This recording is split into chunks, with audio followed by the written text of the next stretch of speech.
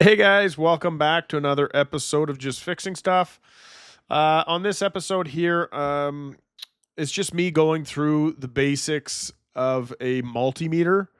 A multimeter, or some might call it an electrical tester, is exactly what it sounds like. It's for testing electrical equipment or electrical parts.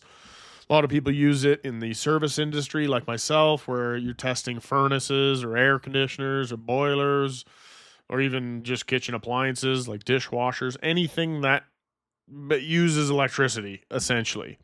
Uh, I'll go through all the different functions, all the different capabilities of it, but it's quite informational and can be quite beneficial depending on what you're trying to use it for. But if you're doing any kind of work related to electrical, I highly recommend getting one of these, and also tuning into the video. So other than that, please enjoy the video. Okay, so first things first, we want to turn this thing on, and you do that by rotating the dial over to the first setting, which is volts. Volts setting comes in two actual types, which is alternating current and direct current. Direct current can just be regular volts, or it can be in millivolts. And the way that you'll tell is alternating current shows a wavy line, whereas direct current shows a straight line with a broken line next to it. The next one is resistance. That's that little omega symbol. Resistance comes in a few different forms. It can just be regular old resistance.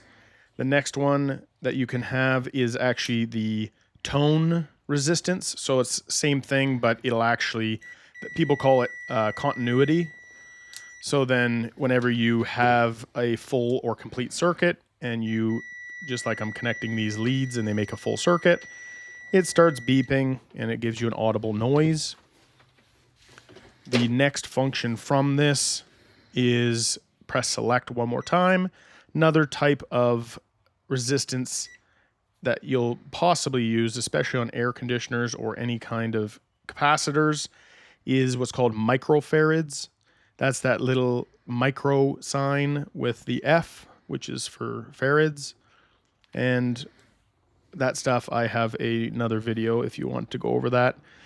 This one here is amperage. Amperage can be tested in series, so you can actually use the leads to test the amperage, or this is a amp meter, and you actually clamp it around a wire, and it will tell you the amount of amperage going through it.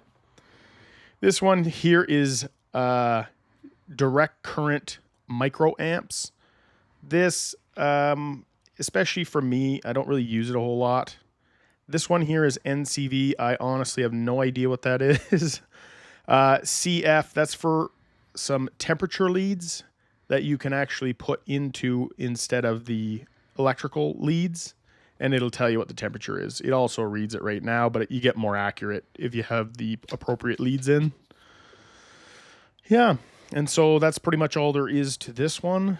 There is some more functions, but chances are you probably won't use them. If there is something that I missed, please let me know. Well, that pretty much does it for this video here. If you like the video, please like and subscribe to the channel. It really helps out. And if you found any kind of, not discrepancies, but if you found any additional information on these multimeters that I didn't go over or I didn't seem to mention, please let me know down in the comments, because I would love to learn something new about them. There was one thing, if someone is able to let me know what it means. I think it was one of the functions is NCV. Not really sure what that means, but I would love to know. So if someone could let me know down in the comments, that would be greatly appreciated. Other than that, thanks for watching, and I'll see you on the next one.